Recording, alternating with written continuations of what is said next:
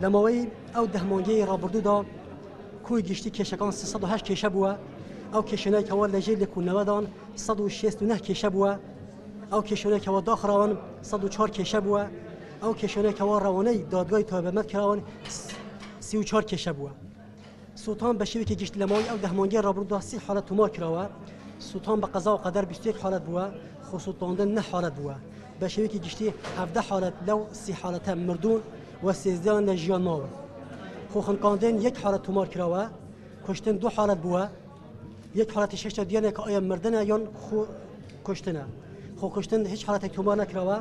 در درجه سکسی 8 حالت تومار کرا لماوی دهمانگی رابرده دا او افراتانی که روانه شلتر کراون لبشی گتون گوخسنوی سوران 19 حالت بوده